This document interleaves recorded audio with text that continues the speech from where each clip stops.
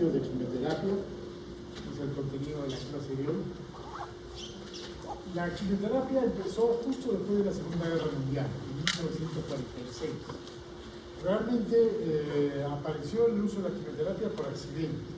Había un barco americano que estaba llevando un material secreto que no se sabía y tuvo un accidente en unas islas de la Polinesia. Y como resultado de ese accidente se liberó su carga, que era secreta. Y lo que llevaba este barco era gas mostaza. Se lo iban a tirar los americanos a los japoneses. Y era secreto porque no se podía usar en la guerra. Y sin embargo, todos los marinos que estaban en el bote, y cuando llegaron al puerto, toda la gente de la ciudad que también estuvo expuesta a esta liberación de gas mostaza, empezaron a tener ciertas enfermedades. El gobierno de Estados Unidos, preocupado, envía médicos de la Armada para que traten de ver qué es lo que pasaba y tenían que manejarlo todo en extremo secreto. Los médicos no sabían qué se iban a infectar. Cuando llegaron, vieron que había pacientes con quemaduras, con pancitopenia, ¿no? Que se les había caído los pelos, se les había caído las cejas, ¿ya? Y realmente la mayoría, muchos de ellos murieron, no tenían las armas, no entendían ni siquiera qué pasaba. Al final el médico que estuvo a cargo hizo un informe, lo llamaron y dijeron que era secreto, que era un gas terriblemente malo, pero él vio el abuelo. Dijo que esto se puede usar cuando tenemos muchos leucocitos en los leucocitos. Y es así como se le ocurrió usar la mostaza nitrogenada para tratar las leucemias, que es lo que nosotros conocemos ahora como el metotrexato y un derivado de él es la ciclofosfamida, ¿no? Esas son las mostazas nitrogenadas. Y así salió, ya en 1946 se empezó a purificar solo la mostaza nitrogenada que se llamaba microletamina, que fue el primer quimioterapia. Y así después empezaron a ver que se podía manipular el ciclo celular y podíamos inventar ciertas drogas que sean útiles para eliminar las células que se reproducen muy rápido, que son las células cancerosas. Poco a poco fueron apareciendo, recién en 1950 apareció el 5-fluoracilo, esta droga tan utilizada que se utilizó en un inicio solo para cánceres del aparato digestivo y ahora es la base de casi todas las quimioterapias. Ustedes han hecho con el doctor Puma una clase de ciclo celular. El ciclo celular es muy importante para entender cómo funciona la... No han hecho todavía, seguro se la... Lo que pasa mañana, seguro. Lo que pasa es que, como cambiaron las clases, yo mañana no podía venir. Entonces, mañana le van a hacer esta clase. Es muy importante porque esta es la base de ver cómo funcionan las drogas en el cáncer. Hay que acordarnos que tenemos una fase de mitosis, que es cuando la célula está más activa, y una fase de síntesis, cuando se replica el DNA. En la fase de síntesis y mitosis, que es la célula que está más activa, es cuando actúa la mayor cantidad de drogas quimioterapéuticas. Sin embargo, algunas actúan en los inicios del G2 o al final del G1. Y el gran problema son estas, la del G0. Como ustedes saben, muchas células entran en etapa de G0, quiere decir no se reproducen, están quietecitas, y esas son las que nos van a causar problemas. Porque si yo mato toda la fase de las células que están en mitosis o en síntesis, tendría que desaparecer el cáncer. Pero desgraciadamente hay un grupo de células cancerosas que se quedan estáticas en G0 y que después salen. De todas maneras, yo al darle un ciclo de quimioterapia, voy a matar las células que están en mitosis, en síntesis, y se van a activar los mecanismos del ciclo celular para avisarles a la G0, oye, no hay células replicándose, necesitamos más células. Y las del G0 van a salir y van a entrar al ciclo celular. Por eso es que damos quimioterapias por cursos. Un ciclo primero, pasa el último, le damos otro, para que la mayor cantidad de G0 vayan saliendo. Igual pasa con la radioterapia. La radioterapia van a ver que ustedes después cuando tengan una clase con el doctor Medina, que la replicación del DNA en la fase de síntesis es cuando más actúa la radioterapia. Entonces yo tengo que tener muchas células en esta fase de síntesis. ¿Cómo lo hago? Con un poco de química. Mato a las células que están dando vueltas para que la G0 entren al ciclo celular y más número de células hay en la fase de síntesis. Entonces la quimioterapia va a ser un adyuvante que concomitantemente va a ayudar a la radioterapia en el tratamiento del cáncer. Entonces, de acuerdo al tipo de quimioterapia, por ejemplo, acá arriba están los taxanos, todos los derivados del alcaloides de la Vinci y los taxanos actúan justo en la división celular, van a frenar la mitosis. Las hormonas actúan aquí al final de la fase G1, igual que estos antibióticos. Sin embargo, hay drogas que son independientes del ciclo celular. Hay algunas drogas cancerosas como todas están acá, en específico del ciclo celular, ¿ves? La ciclofosfamida, la ifosfamida, el carboplatino, el cesusplatino, y la doxorubicina actúan en todas las células, matan a cualquier célula. Por eso son las quimios más tóxicas. Tenemos que entender que el crecimiento celular sigue una curva, que es esta curva, que se llama una curva Goplersiana. Esto lo inventó Goplerz, por eso se llama Goplersiana, que no es más una curva estadística de progresión aritmética. ¿Ven cómo va subiendo?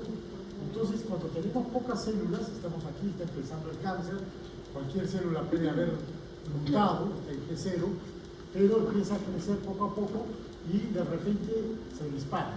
Se activa su mecanismo celular, entran más células en el ciclo celular y empieza a subir terriblemente, empieza a multiplicarse rápidamente. Al multiplicarse rápidamente, ¿qué va a hacer?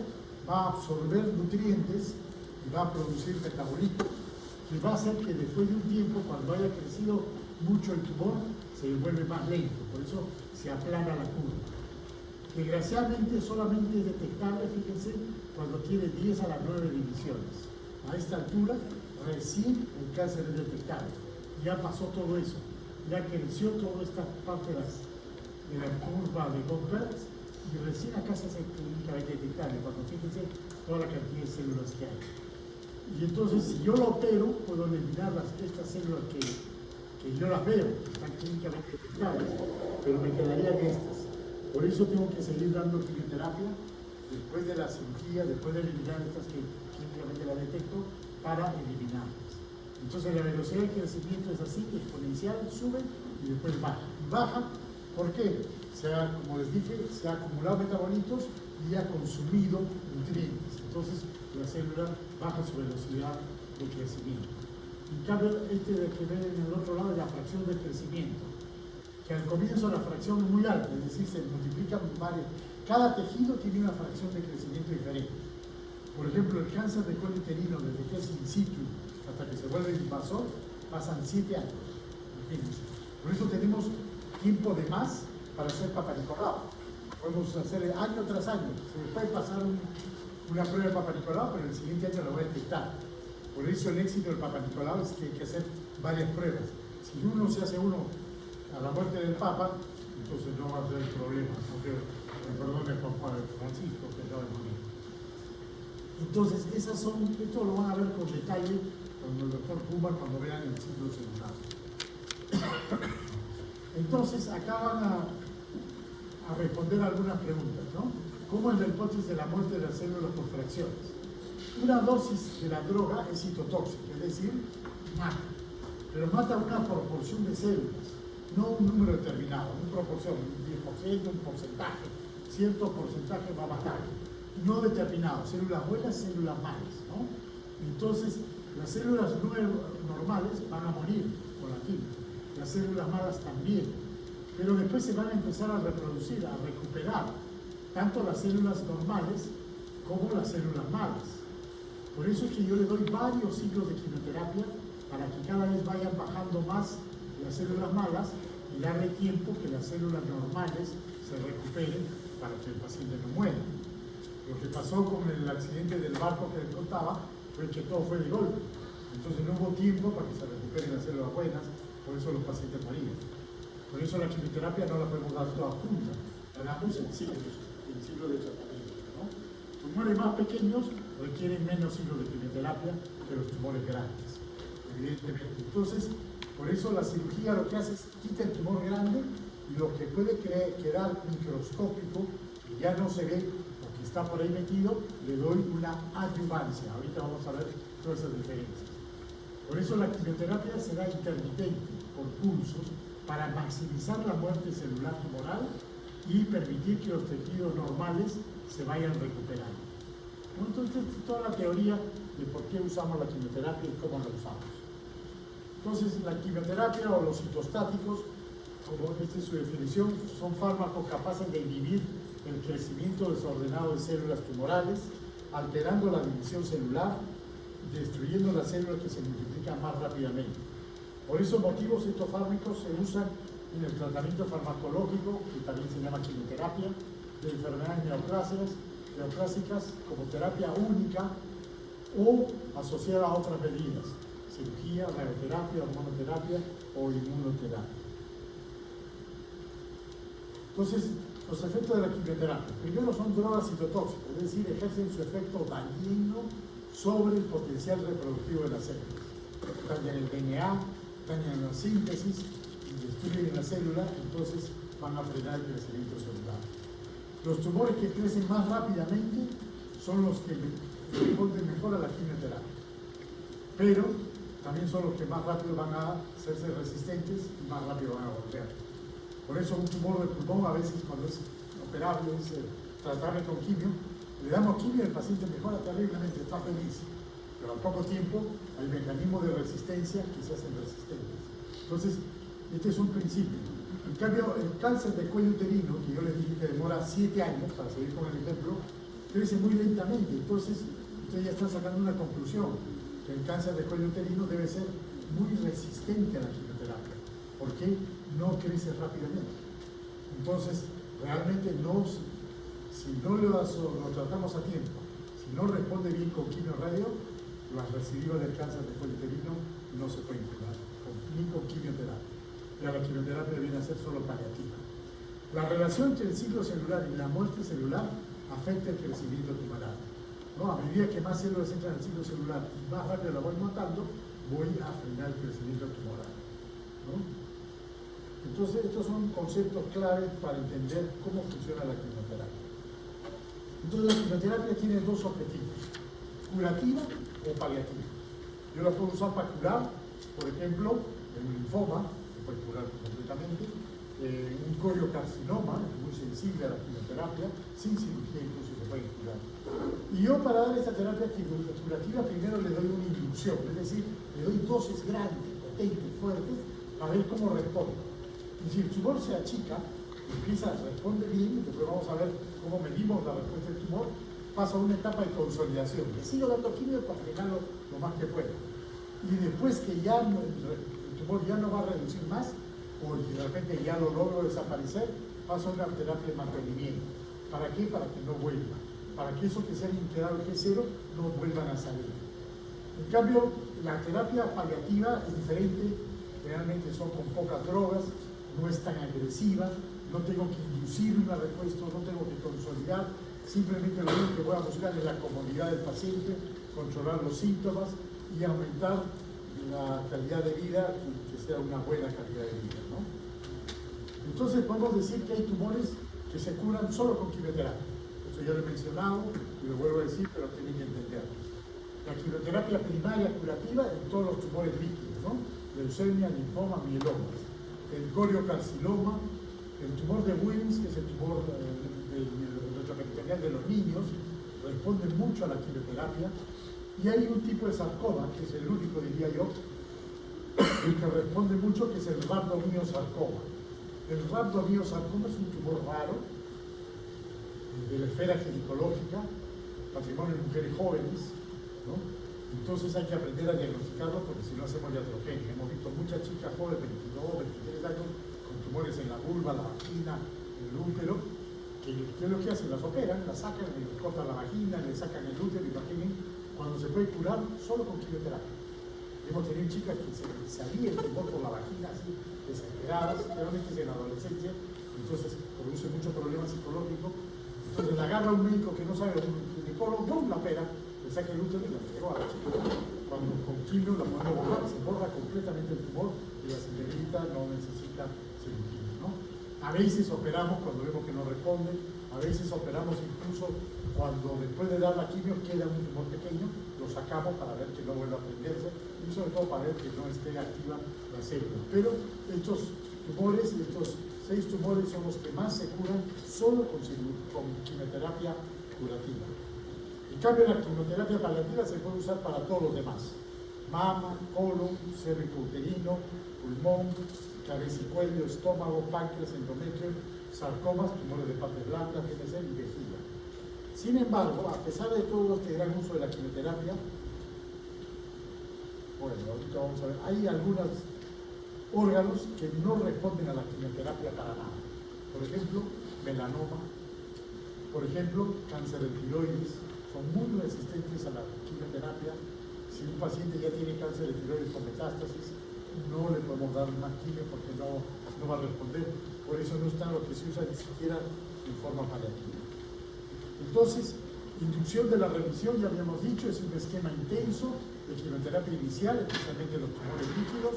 Se dan dosis altas de 2 o más medicamentos con el objeto de lograr la máxima citorreducción. Ahí están escuchando otro problema, otro concepto: citorreducción, reducir lo más que se pueda de la carga tumoral y lograr la recuperación normal de la médula ósea en poco tiempo. Generalmente se dan 1 o 3 ciclos, se evalúa, se vuelve a medir cómo está el tumor y de acuerdo a eso se sigue con el tratamiento. Ya habíamos dicho que la terapia de consolidación es después de remisión o intensificación temprana. Después que yo le da mucha quimio y ya el tumor se ha reducido, ha repetido, entonces pasa esta etapa de consolidación. Se usan medicamentos diferentes a los usados en inducción, el mismo esquema a dosis mayores, y se busca erradicar el mayor número de células residuales, es decir, la GC. Y el mantenimiento, ya lo habíamos también mencionado, son medicamentos a dosis bajas. Por ejemplo, aquí usamos mucho quimioterapia oral, fácil para que el paciente no tenga que ir cada rato al hospital, por eso ahí dice por vía oral. Mantenemos niveles terapéuticos de quimioterapia para evitar la regresión y la recaída, y la duración mínima es de 3 años. Esto se suele dar, por ejemplo, en cánceres de mama muy agresivos. Después del tratamiento le damos capecitabina durante 2 o 3 años para evitar la recurrencia. También hay un concepto de quimioterapia de rescate. Es decir, yo, por ejemplo, a un cáncer de mama lo he tratado, se ha curado, está bien, no hay nada, pero en el transcurso del tiempo vuelve la enfermedad. Entonces le voy a volver a dar quimioterapia porque respondió bien. Quiere decir que era un tumor sensible a la quimioterapia, entonces le hago una quimioterapia de rescate, una quimioterapia de salvamento. El paciente refractario al tratamiento, no citorreducción de 4 a 6 siglos, hay que cambiar de esquema, buscar un esquema que no tenga resistencia, porque muchas veces el tumor también es inteligente y busca hacer resistencia cruzada. De acuerdo a la estrategia, por eso le llaman aquí estrategias, la quimioterapia puede ser adyuvante, es decir, cuando se da después del tratamiento principal. Por ejemplo, un cáncer de estómago, yo lo opero, le saco el estómago, le saco los ganglios, pero me salen muchos ganglios positivos. Es decir, el paciente, como dice allá, está con alto riesgo de recidiva posterior a la terapia inicial. Si ese cáncer de estómago yo no le hago nada, lo dejo así nomás, tiene alto riesgo que vuelva a crecer la enfermedad. Entonces yo le doy una quimioterapia adyuvante, que va a depender del sitio anatómico, características patológicas, biológicas del tumor, número de ganglios involucrados, riesgo genético, etc. De acuerdo a todas estas variantes, yo voy a escoger qué quimioterapia le doy. Por ejemplo, si opero un cáncer de mama triple negativo, le doy de todas maneras quimioterapia, a pesar que he sacado el tumor, porque es un tumor que tiene alto riesgo de recidiva, ¿no? Aumenta el efecto de las micrometástasis, las metástasis pequeñas que todavía no se han expresado clínicamente, yo las voy a destruir con esta quimioterapia adyuvante, ¿no? Y también evidentemente tiene mayor riesgo de toxicidad, por eso la quimioterapia que se va a dar en pacientes ya operados durante 6 o 8 meses, ¿no? Y a veces la vamos a asociar a alguna cosa más, pero como están ahí los muñequitos, la quimioterapia realmente adyuvante es una amiga del doctor. La quimioterapia adyuvante después de la cirugía se da, por ejemplo, en cáncer de mama, en cáncer de ovario, colon, testículo, pulmón, estómago, páncreas, osteogénico y sarcomas, ¿no? Cuando se da la quimioterapia previa al tratamiento principal, como ven en la parte de abajo, esto se llama neoadyuvante. Si yo voy a operar una mama, como lo quieren votar conmigo hoy día en la mañana, no sé si están acá, ¿no? Hemos visto una paciente que vino con un tumor de 5 centímetros y axila positiva, y han dado una neoadyuvancia. Era un luminal B, entonces le han dado quimioterapia y el tumor era chiquito, menos de 2 centímetros. Despierta la que se va a caer. Vas a dormir, que se golpea. Entonces el tumor ya está de 2 centímetros. Entonces, qué bueno. Era una chica joven de 40 años que va a evitar que se le saque la mama. Le vamos a sacar solo el tumorcito gracias a la quimioterapia neoadyuvante, ¿no? Entonces, por eso se da en ciertos casos la quimioterapia antes del tratamiento especial. Eso se llama quimioterapia neoadyuvante. Acá tenemos un poco más de ideas sobre la quimioterapia neoadyuvante. Es una quimioterapia primaria o de inducción, por eso será altas dosis completas, posterior al diagnóstico histológico. Evidentemente hemos dicho, si no hay biopsia, no hay cáncer, ¿no? Tenemos un diagnóstico histológico, ¿no? Antes del tratamiento quirúrgico definitivo. Hay que valorar, la quimioterapia neoadyuvante tiene esta ventaja. Nos permite valorar en vivo la respuesta a la quimioterapia. Es como una prueba. Si el paciente responde a la quimio, quiere decir que va a ser una quimioterapia que sí va a responder, el paciente sí se va a curar a esa quimioterapia, ¿no? Disminuye el tamaño del tumor, que permita un procedimiento quirúrgico menos destructivo, lo que les decía, por ejemplo, en el ejemplo del cáncer de mama. Y cuando el tumor primario no se ha identificado, hay algunos casos que el tumor primario no sabemos dónde está, se llama primario desconocido, le damos quimioterapia y a veces después aparece el primario o a veces nunca aparece. Claro, la neoadyuvancia, la citoreducción, si yo veo un tumor de ovario muy grande, yo le puedo dar una neoadyuvancia con quimioterapia. El cisplatino, el ciprofosfamida, 4 o 5 cursos, y va a bajar, y no solo va a bajar el tumor, usando el ejemplo, que es una muy buena pregunta, van a bajar los marcadores tumorales. Entonces yo le marco el CA125, que es muy sensible para ovario, y va a ir bajando. Entonces quiere decir que la neoadyuvancia está funcionando. Me va a decir que la respuesta en vivo de la quimioterapia es positiva. Es como una prueba biológica que está funcionando la quimioterapia y voy a poder seguir. Cuando ya baja la enfermedad, lo opero, saco lo más que puedo. Si queda todavía la enfermedad, puedo seguir con el mismo esquema porque ha respondido bastante bien. ¿Cuándo usamos quimioterapia neoadyuvante? Es decir, por ejemplo, antes de la cirugía, el recto. Hemos aprendido ya, antes nos entusiasmábamos, entrábamos, operábamos el recto, la operación de Miles, resección abdominopélvica, hermosa cirugía, 5 horas sufriendo, al lado del paciente queda con colostomía. ¡Qué linda cirugía! Sale, a los 8 meses recidiva local. Tiene un problema ya, porque entrar a operar la recidiva, toda la anatomía está cambiada, incluso hemos hecho una época, se llamaba el acceso rectal de Kraski. El Kraski lo hacíamos cortando el saco, fíjense por atrás, se cortaba el saco y se entraba a sacar el tumor recurrente y un cáncer de cuello uterino. Eran unas cirugías terribles. Entonces hemos aprendido que no, cuando viene un recto, más de T2, o sea, más de 2 centímetros que pare, con ganglios positivos, no lo operamos. Le damos una quimioterapia neoadyuvante. Le damos quimioterapia y radioterapia y después lo operamos. Con eso se ha disminuido las recurrencias, se ha disminuido la recidiva y se ha aumentado la sobrevida de los pacientes con cáncer de recto. En algunos tumores avanzados, por ejemplo, cáncer de mama más de T2, mayor de 2 centímetros, le damos siempre el neoadyuvante, porque nadie se muere de la mama. Puede tener una mama grande, ulcerada, un hueco que meten la mano, le lavan toda la mama, no se muere. Pero se va a morir de la metástasis. Si la enfermedad llega al pulmón, al cerebro, al hígado, ese es el problema. Por eso, en tumores avanzados le damos una neoadyuvancia, quimioterapia antes del tratamiento. También en pulmón. En pulmón lo podemos reducir el tumor y después se puede operar. En cáncer de páncreas avanzado, cuando ya el páncreas invade los vasos sanguíneos, le damos primero quimio y si se suelta el tumor, si suelta los vasos, entonces se opera. Algunos tumores de cáncer de colon, algunos tumores gástricos, aunque el colon y el estómago, la respuesta de la neoadyuvancia realmente es poco. Y algunos sarcomas. Hay sarcomas muy grandes que significaría amputar, por ejemplo, amputar toda la pierna, la cadera, entonces le damos adelante quimio para reducir el tumor y poderlo operar mejor.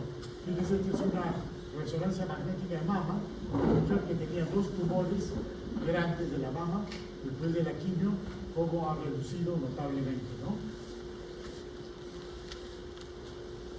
Y también hay quimioterapia multimodal, es decir, usamos la quimioterapia y la radiación, como ya les puse el ejemplo, aunque más claro, en nuestros medios el cáncer de cuello uterino, la quimioradiación concurrente a la vez, como damos en la neoadyuvancia en el recto, ¿no? También puede ser quimioterapia y terapia hormonal, como se da en cáncer de próstata, ¿no? Le frenamos las hormonas ya sea con una cirugía de orquiectomía o con inhibidores de la testosterona, y además le damos quimioterapia con doxorubicina. Quimioterapia e inmunoterapia juntos, ¿no? Que se llama bioquimioterapia, y quimioterapia antes de agentes específicos, es decir, pequeñas moléculas. Este es un ejemplo de quimioterapia concurrente cuando damos la quimioterapia justo con la radioterapia. Esta es una máscara, los que pasen por radioterapia van a verlas, que se hace especialmente para cada paciente, que nos permite ubicar dónde le van a poner la radiación. El paciente no se mueve, de esta manera lo tenemos inmovilizado, ¿no? Se da para cuello uterino, para recto, ano y cabeza y cuello. La quimioterapia concurrente con la radioterapia es un arma muy útil para manejar todos estos tumores. Y ya les había anticipado que desgraciadamente hay algunos órganos con muy poca respuesta a la quimioterapia, casi nula. Riñón, melanoma, tiroides, vías biliares, hígado, la misma vulva, no responden a los tratamientos con quimioterapia. A pesar de todo, a veces los oncólogos clínicos se entusiasman y le siguen dando. Otra cosa importante es saber si el tumor que estoy tratando está respondiendo o no a la quimioterapia. Entonces, tenemos que medir la respuesta a la quimioterapia, y eso se hace con un método que se llama RECIST. ¿Qué es lo que el método RECIST consiste en medir el tamaño tumoral? Decimos que tiene una respuesta parcial, es decir, que ha respondido parcialmente a la quimioterapia, si ha disminuido por lo menos 50% del área bidimensional del tumor. Si el tumor medía 6 centímetros, yo le doy quimio y ahora tiene 4, esa no es respuesta parcial. Tiene que responder por lo menos la mitad, de 6 a 3. Entonces sí digo respuesta parcial. Respuesta completa cuando desaparece todo el tumor. Nos pasa a veces en la mama. Le dan la quimio y desaparece el tumor, ya no tenemos que operar.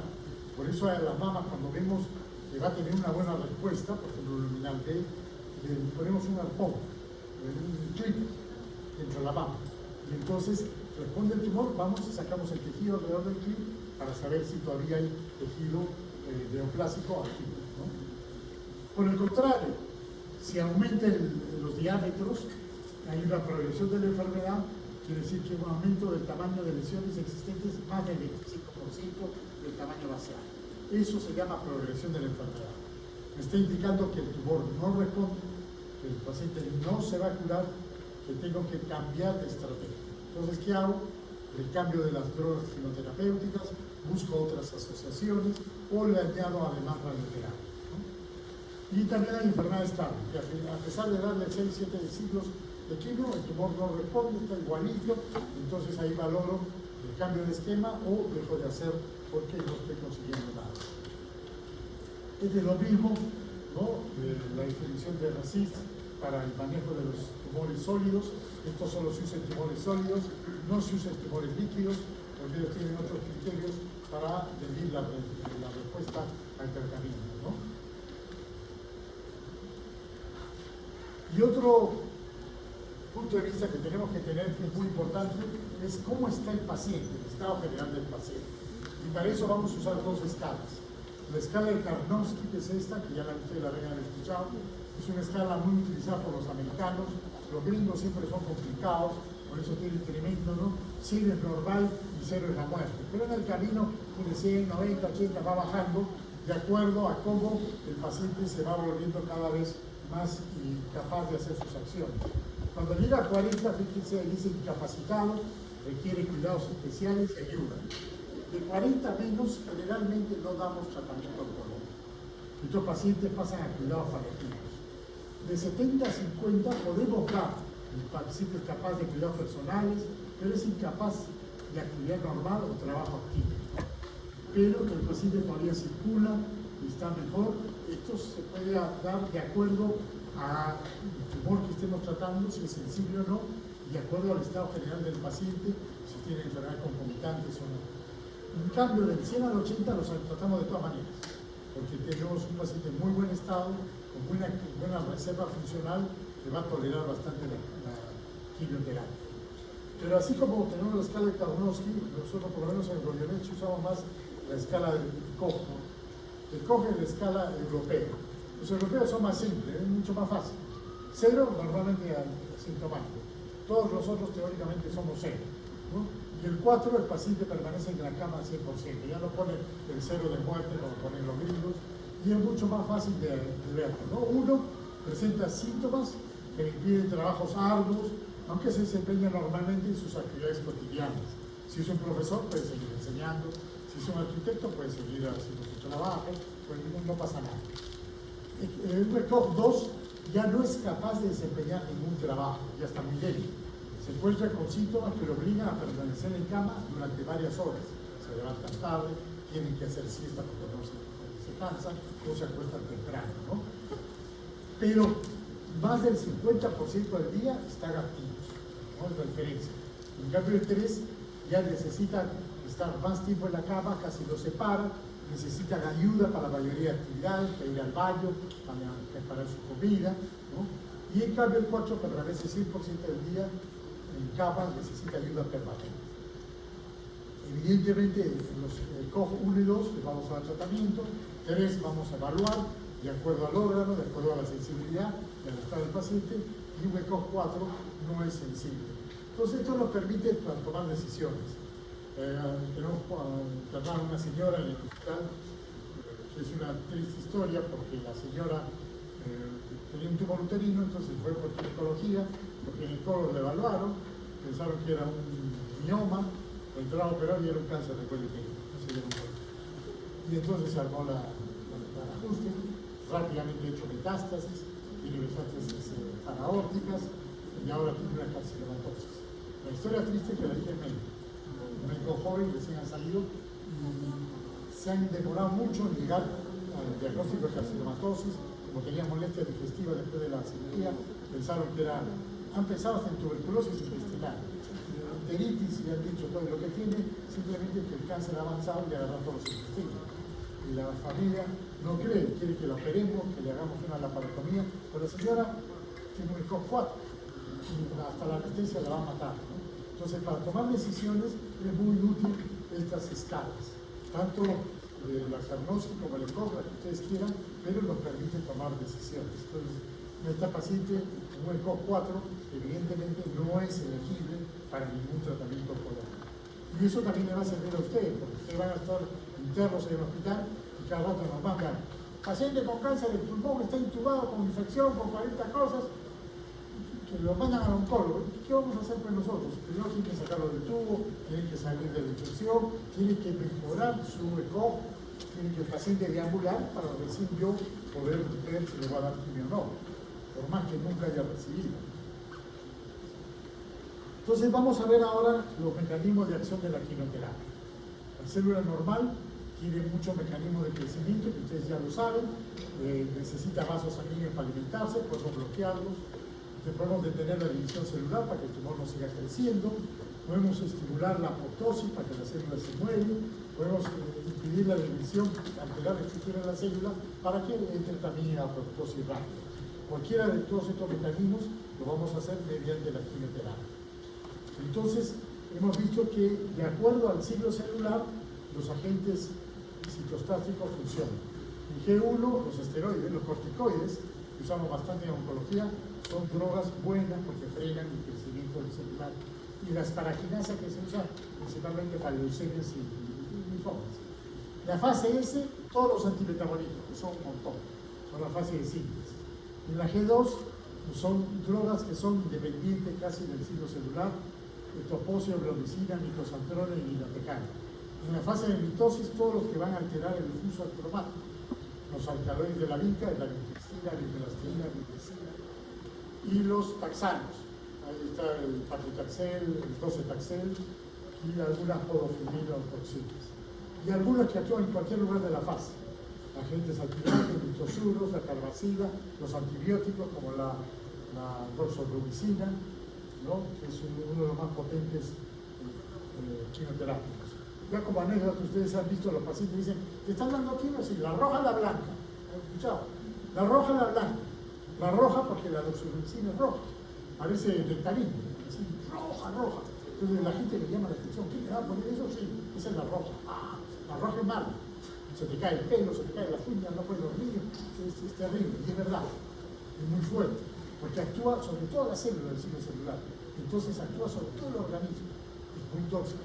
Esa es la doxorubicina. Y generalmente los que más hacen quimio son las mamas, porque es el cáncer más frecuente que tenemos.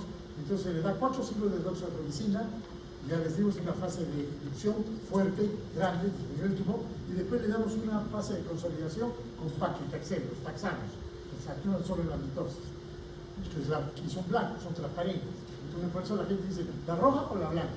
La blanca le están dando taxanos, es mucho más suave, solo actúa sobre las células que se están reproduciendo en mitosis, entonces no se le cae tanto el pelo, se le cae un poquito, pero no tanto, y no es tan fuerte como la doxorubicina.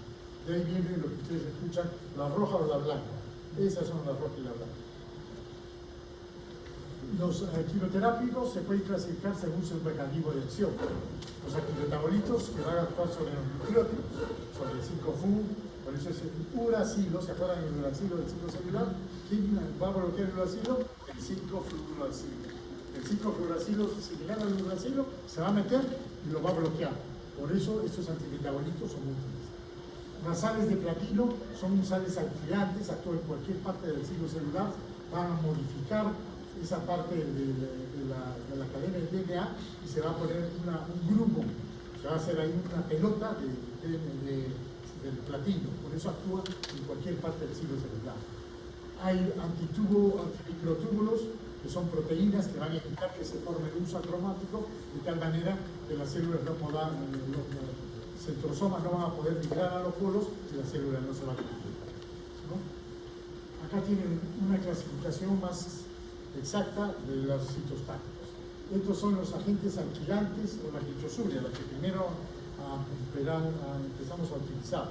Son moléculas altamente reactivas, quiere decir que responden muy bien los tumores a este tipo de tumor, interfieren con la replicación al unirse de manera covalente con un grupo así del 13A. ¿Ven cómo lo altera? Esto es lo normal. Acá el grupo ácido se interviene, entonces este pedazo del DNA no va a poder replicarse y va a ir a la apoptosis. Va a llevar a un error de la lectura de la replicación y enlaces cruzados entre las células del DNA y rupturas simples o doble cadena, ¿no? ¿Qué drogas son estas que tienen este nombre tan raro? Las mostazas nitrogenadas, ya les había mencionado, entre ellas la más conocida, la ciclofosfamida, su prima, la ifosfamida. La ifosfamida, buscando una ciclofosfamida mejor, sacaron la ifosfamida. El problema de la ifosfamida es que tiene un efecto colateral raro, terrible, que produce cistitis hemorrágica. Se elimina por el riñón y irrita tanto la vejiga que ha habido a veces que entrar que operar y sacar la vejiga, porque si no los pacientes se desangraban. Pues ya se imaginan pacientes sin vejiga, es un problema. Tenemos que hacer una nueva vejiga con intestino que se llama una operación de Brinker. Entonces se dejó de usar la ifosfamida y es muy útil para los sarcomas. Pero la ciencia siempre avanza, pues buscaron un metabolito que frene la acción de la ifosfamida en la vejiga, en el intestino. Entonces le ponen una droga que se llama mesna y de esta manera la ifosfamida más mesna se puede usar, es una droga muy útil, la usamos en los sarcomas. Preguntas de examen, así que anoten todos, especialmente los que están escribiendo todo lo que digo, porque si digo cosas malas, me doy preso. También el cloramucil y el benfalam eran muy buenos, porque eran en pastillas, pero desgraciadamente es muy difícil conseguir. Nitrosuras, unos primos de las mostazas nitrogenadas, albustina y lomustina, que se usan principalmente en leucemias y linfomas, las triacinas, la carbacina, también las leucemias, el sulfán y el tiotepa. quetilaminadas. Estos son ejemplos solo de agentes alquilantes y nitrosúreas que se usan mucho en el tratamiento del cáncer. Y esto es lo que les mencionaba, los antimetabolitos, ¿no? Sí. No te escucho bien. Claro, ese es cuando usas hipofamida, y en la degeneración de la hipofamida, la acroleína es la que produce las cistitis, pero esa la bloqueamos con el MES, por lo cual es maravilloso. Acá los antimetabolitos son los que interfieren con la síntesis normal de los ácidos nucleicos. ¿Dónde van a actuar? En la fase de síntesis, ¿no? Ya son campos, ya saben. ¿Quiénes tenemos aquí? Análogos al ácido fólico, la metrotexatina, la más fuerte, muy poderosa, muy útil. Análogos a las pirimidines, a la citarabina, el ciclofluoracilo, la gencitabina y la capecitabina. ¿No? Son parecidos a la uracilo, lo van a bloquear y no va a poder reproducirse. Y también, así como tenemos análogos a las pirimidinas, tenemos análogos a las purinas. La clarividina, la mercaptopurina, de todas ellas la más usada, y la tioguanina. La fludarabina y la clarividina son usadas en leucemias y linfomas, más no en tumores sólidos. Otro grupo importante son los antibióticos antitumorales. Acá entra la famosa roja, la doxorubicina, ¿no? Es un antraciclínico muy poderoso, ¿no? Alteran la replicación normal, unándose a los padres del DNA de manera intercalada, pueden ocurrir rupturas del DNA. La doxorubicina y la daunorubicina son sus primas hermanas, y la epirubicina, una doxorubicina modificada. La doxorubicina, entre los muchos problemas que tiene, es muy cardiotóxica. Entonces, si el paciente tiene una enfermedad cardíaca, empeora gravemente su enfermedad. Entonces, le han modificado un poco a la doxorubicina y han creado la epirubicina. Y los pacientes cardíacos les podemos dar epirubicina, de tal manera los protege del corazón, ¿no? La mitazotrona también es muy utilizada. La actinomicina D y la biomicina, la biomicina la usamos incluso intrapleural. Cuando el paciente tiene derrame pleural, le ponemos 2 gramos de biomicina en la líquido pleural y eso hace que se pegue la pleura y no se vuelva a formar el derrame pleural, es de mucha utilidad, ¿no? La mitomicina C también. La mitomicina C es muy útil porque la mitomicina C, unida, que vimos antes, al 5-fluoracilo, ha permitido controlar el cáncer de ano. El cáncer de ano se da mitomicina a 5-fluora de terapia y ya no se opera tumores de ano, que antes era terrible porque había que hacer la resección abdominal, ya no se hace gracias a estas drogas. Y otro grupo que a mí por lo menos me gusta mucho, siempre me ha gustado, son los antimitóticos, los que van a frenar la mitosis porque van a alterar el uso acromático, es lo que les decía, Entonces van a evitar que los centriolos migren, que los cromosomas migren al otro lado, porque este uso acromático no se va a formar. ¿Y quiénes hacen? Los alcaloides de la vinca. La vinca era un veneno, todo también por eso a los quimioterapios le decimos veneno, porque la dosis de seguridad es muy pequeña. Por eso a los pacientes los miden, los pesan y les damos de acuerdo a su superficie corporal. Porque si nos pasamos un poco, los efectos colaterales van a ser muy grandes. Es un veneno. En cambio, las drogas que tienen un techo farmacológico alto, por ejemplo, el paracetamol, para que el paracetamol te haga daño, empiece a hacer daño renal, necesitas 7 gramos. Es decir, 14 pastillas de paracetamol al día. Es muy alto. En cambio, todos los quimioterapios tienen un techo de seguridad muy pequeño. Te pasas unos milímetros y te fregaste. Por eso lo hacemos de acuerdo a la superficie corporal. La vinca es una muy tóxica, se usa en general 2 microgramos de vincristina, vinclastina, minodelmine, que son muy útiles. Por ejemplo, usamos minodelmine en cáncer de mama refractaria, todo, me mete minodelmine y a veces reforma. Y los taxanos son los que más van a actuar en este ciclo. Ahí tenemos 2 grandes grupos, el paclitaxel, que fue el primero que salió, y ahora tenemos el docetaxel, que es menos tóxico, más tolerado. Desgraciadamente todos estos tienen toxicidad en otros órganos, entre ellos el corazón. Y tenemos agentes modulares específicos. Estos se llaman así porque van a actuar específicamente sobre un receptor del ciclo celular alterado de la célula cancerosa, ¿no? Entonces tenemos 2 grandes grupos, los INHIB, pendifinib, erlotinib, desatinib, sorafenib, sunitinib, y los MAP, trastuzumab, pertuzumab. ¿Qué son estos? Los MAP son anticuerpos monoclonales, monoclonal antibody, y ahí viene el MAP. En cambio, los INHIB son inhibidores de la tirosina quinasa. Entonces, en resumen, cuando me preguntan ¿cómo actúa el erlotinib? Es un inhibidor de la tirosina quinasa. Además, ya no. El gefitinib es inhibidor de la tirosina quinasa. ¿Qué es la tirosina quinasa? Eso va a variar de acuerdo a cada tipo. Por ejemplo, el sorafenib y el sunitinib se usa mucho en cáncer de riñón, en cáncer de tiroides.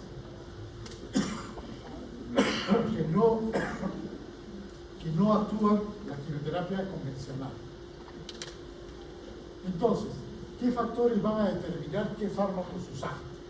Primero, el tipo de tumor. De acuerdo al tipo de tumor, de acuerdo a su localización, de acuerdo a las enfermedades que tenga el paciente, el estado general, acá viene el ECOG, el diagnóstico, enfermedades previas, todo esto tenemos que balancear para elegir el mejor tratamiento para nuestro paciente. Desgraciadamente la quimioterapia tiene numerosos mecanismos de resistencia antineoplásica, desde bombas como estas, ¿no? Bombas que alteran el transporte membrano, la quimioterapia que entra como una bomba de sodio y potasio, ¿se acuerdan? En fisiología, las células son tan inteligentes que desarrollan estas bombas que la quimioterapia va a entrar y la vuelven a botar. La vuelven a botar como si fuera sodio y potasio, lo intercambia por cualquier ion y bota todas las células. Entonces ya no actúa. Y eso lo adquieren, por eso es que vamos cambiando de esquemas. Entonces han visto cuando pasan por oncología, ¿qué recibe? PC, no, PC, PC, y andan mezclando todo un idioma que parece chino, que los oncólogos se los vacilamos cambiándole los nombres, ¿no? Las moléculas diana, donde va a actuar, por ejemplo, los inhibidores o el sorafenib, tienen una diana donde va a actuar. La célula naturalmente puede alterar esa célula diana, de tal manera que, por ejemplo, si le estoy dando imatinib, deja de funcionar, podría darle sorafenib o algún otro, porque ya mudó esa célula diana. Y así sucesivamente tienen varios mecanismos por los cuales la quimioterapia fácilmente se puede hacer resistente. Otra cosa importante son las toxicidades. Yo les dije que hay una página del NCCN para ver los estadiajes. Ahí también se ven los estadios y cuando llegan a la parte de quimioterapia de cada cáncer que van a dar, se van a encontrar con esta cosa, ¿no? Esta es una muestra de cómo actúa el cisplatina. Es el mecanismo de acción similar a los agentes alquilantes. Clasificación platinos. Presentación ampolla de 50 miligramos. Vía de administración intravenosa. Toxicidades, ¿no? Las comunes son el rojo. ¿Qué hace el cisplatino? Nefrotoxicidad bastante, ¿no? Entonces, tenemos que tener que el paciente tenga un buen clearance, una buena depuración de creatinina, porque si no, el riñón va a tratar. Náuseas y vómitos, bastante. Tengo que darle algo para que no vomite, porque es una droga muy fuerte. También tiene ototoxicidad, no tan fuerte como la nefrotoxicidad, pero lo puede dejar sordo al paciente. Problemas del manejo del calcio, hipocalemia y hiponatremia, también es frecuente, entonces tengo que tener un buen balance. Estos pacientes, por ejemplo, antes de pasar el cisplatino, nosotros le pasamos mucho sodio y potasio para evitar la hipocalemia y la hiponatremia. Pero tenemos que hidratar bien, ¿no? Incluso le damos magnesio, porque dar hipomagnesemia bastante frecuente. En cambio, no son raros pero delicados, están de otro color, la neuropatía periférica.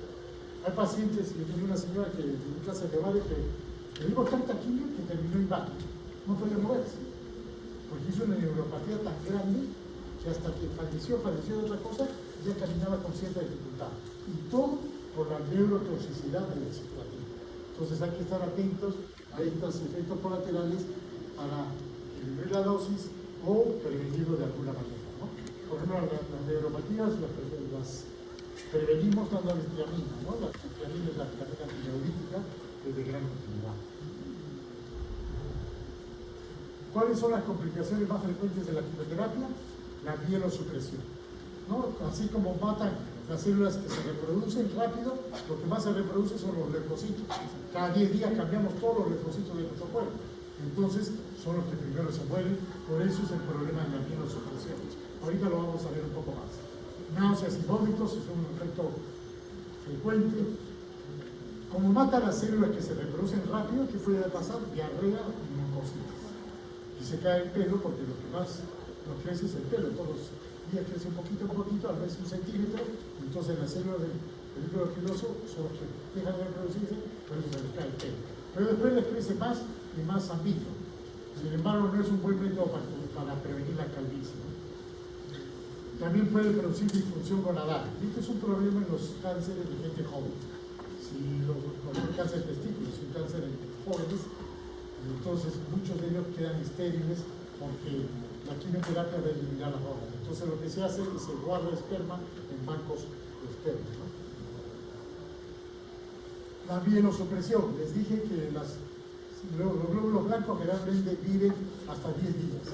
Por eso los polimorfos neutrales entre 6 y 8 y las plaquetas 5 a 7 días. En cambio los glóbulos rojos viven 120 días. Por eso no produce anemia la quimio, pero sí mielosupresión. La neutropenia máxima se hace a los 7 a 14 días posterior a la aplicación. A este esquemita quería llegar, ¿eh? Este día yo pongo la quimio. Voy a matar todas las células malas que se están multiplicando mientras que pasa la quimio. Pero la quimio pasa en 1 hora, 2 horas, 3 horas máximo, ¿no? Entonces ahí van a morir todas las células que se están replicando. Los ovocitos, los espermatozoides, las células del pelo, la mucosa oral, la mucosa digestiva, por eso la diarrea, la mucositis, y los glóbulos blancos que estaban en la médula listos para salir. Pero los que ya han salido, los que están circulando, no les hago nada, porque no se están reproduciendo. Por eso, estos son los que están protegiendo al paciente hasta el día 7. El día 7, 8, cerca del 10, ya se mueren estos en su tiempo de vida media, y en esta época tenían que salir los que yo he matado hace 7, 8 días. Por eso hay un pico bajo de leucocitos entre los 10 días a mitad del ciclo. Con el tiempo empiezan a recuperarse, empiezan las médulas a seguir produciendo y empiezan a recuperarse completamente. ¿Puedo ayudar? Sí. ¿Qué puedo darle? Si yo después de la quimio ese día le doy 2 o 3 días de estimulantes de colonia, que son drogas que le van a decir a la médula ósea, oye, se van muertos los glóbulos blancos, produce más, y va a producir más. Y entonces voy a hacer que este espacio no sea tan grave y el paciente se va a reproducir mucho mejor. ¿De acuerdo? El problema es que si en ese pico de abajo, el paciente se enferma. Por eso le dicen coman todo hervido, que no se pongan como chicos que tienen gripe o cosas por el estilo. Porque pueden tener este cuadro que se llama neutropenia febril. ¿Qué cosa es la neutropenia febril? Primero tiene que haber neutropenia, o sea, tiene que tener una baja de los leucocitos marcada. Tiene que tener fiebre, es decir, una toma mayor de 38.5 o 3 tomas más de 38. No esperamos más, y eso ya es una neutropenia febril, que es una emergencia oncológica. Hay que tratarlo rápido al paciente porque puede empeorar la neutropenia y la infección, y el paciente se puede morir porque no va a tener defensas. Le va a pasar lo que veían los médicos cuando vieron ese primer barco de microsuria en la isla. Entonces, no entendían por qué se morían todos, por qué estaban muriéndose todos los leucocitos, ¿no?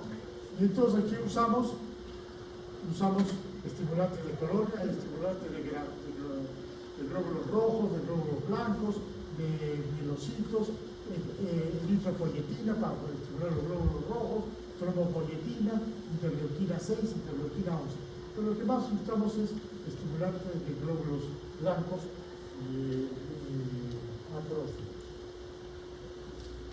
Otro problema es el vómito. El vómito se produce en 3 niveles, por eso esta lámina me gusta mucho. Se produce a nivel central porque las drogas llegan a nivel central, estimulan el centro gatillo del vómito, ustedes saben que está en el hipocampo. Actúan en la médula, porque también hay un centro del vómito que van a actuar ahí directamente en la quimioterapia, y actúan periféricamente en el intestino delgado.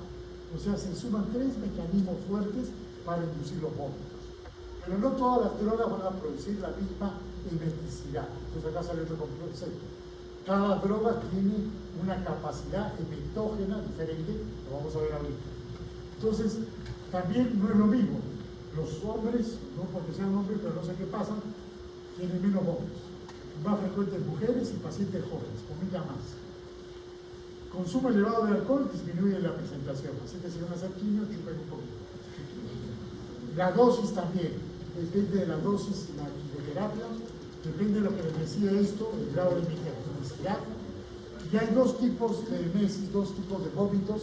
La emesis aguda, que ocurre en las primeras 24 horas, y una emesis tardía, que se van a la casa y empiezan a vomitar. Unos vomitan con la quimio y otros después en la casa. Esa es la tardía y eso es importante porque si tengo yo tardío, tengo que darle más medicamentos después. Si tengo una aguda, inmediatamente lo tengo que tratar inmediatamente. Por eso a la quimioterapia se le ponen antivomitivos endovenosos y se le dan unas pastillitas para prevenir la emesis tardía. Esto es lo que les decía, el nivel de emetogenicidad. ¿Cuánto vómito produce cada droga? Entonces son por niveles. Nivel 1, estos casi no producen vómitos. Se pueden dar sin necesidad de ninguna cosa para el vómito, como el levacizumab, la milaucicina. Acá están los venenos de la vinca, la nifastina, la ivermectina, la ivermectina. Pero hay otros extremos que van a vomitar de todas maneras. 90% del paciente vomita. Carbustina, acá están los platinos, cisplatina, ciclofosfamida, la nacagracina, streptozida, esta ya no se usa. Nivel intermedio, acá tenemos el carboplatino, la ciclofosfamida, la doxorubicina, la epirubicina, la ifosfamida que hemos comentado, y bibliotecario, platino. Y bajo nivel acá tienen otros. Entonces, de acuerdo al nivel de meteofilicidad, yo voy a predicar a mi paciente para tratar que no tenga problemas. Lo voy a dejar, no, lo dejo. Entonces, como le dije, van a actuar en 3 sitios diferentes. Y entonces vamos a tener que mezclar drogas para que actúen en todos los sitios. La que más usamos es el ondansetron. Son antagonistas de la 5-hidroxitriptamina, ¿no? La 5-hidroxitriptamina va a actuar en nivel central de acá. Y entonces ahí vamos a tener que bloquearla activando la zona gatillo del vómito gracias a estas drogas. ¿Cuáles son? Ondansetron, granisetron, polazetron, topisetron, palonosetron. La diferencia es la potencia. ¿Cuál es la más potente? La última, el palonosetron. También el precio. El ondansetron es la más suave. Una ampolla de ondansetron cuesta ahora, porque antes era muy caro, costará 15, 20 soles. Una ampolla de palonosetron, que es la última que está ahí, aproximadamente 400 soles. Entonces, eso es lo que va a variar de acuerdo a las posibilidades, se va manejando, ¿no? Pero constituyen, como dice acá, la piedra angular de la profilaxis del vómito. La idea es prevenir el vómito, no que venga el vómito y después darle. No, la idea es darle antes del vómito, ¿no? Y desgraciadamente tienen efectos colaterales, cefalea, elevación transitoria de las enzimas hepáticas, constipación. Por eso hay que tener cuidado. A veces los oncólogos somos muy fáciles, les damos demasiado y después tenemos problemas, ¿ya? Y actúa mejor en la emesis tardía. En la emesis inmediata lo que más ayuda son los corticoides, la dexametasona, ¿no? Y tenemos otros agentes antieméticos que son estos, los antagonistas receptores de la neurocinina. Estos dos, los antagonistas de la 5-hidroxitriptamina y los antagonistas de la neurocinina, son dos potentes fármacos que inhiben casi completamente el vómito. Estas elementos, se llama así, ¿no? Es el aprepitant, hay una variante que es el fosaprepitant que viene endovenosa, son muy útiles, vienen en una cajita y en esa cajita vienen 3 pastillas, una de 125 y 2 de 80. La 125 se toma el día que va a recibir la quimio. Va a recibir la quimio, toma su pastillita, al día siguiente una de 80 y al día siguiente otra de 80. Y no vomita nada y es mucho más poderosa que el ondansetron. Y muchas veces las combinamos por el costo. Y los corticoides. Los corticoides no solamente son drogas antineoplásicas, sino también son muy efectivos en pacientes con bajo potencial inmunológico. Los que no van a vomitar mucho les damos solo corticoides. Con corticoides se ayuda especialmente en dexametasona y metilprednisolona. Muy bien, lo que he querido es que vean una idea de cómo funciona la quimioterapia, tengan una idea más clara porque se van a tocar con mucho de estos pacientes. Muchas gracias.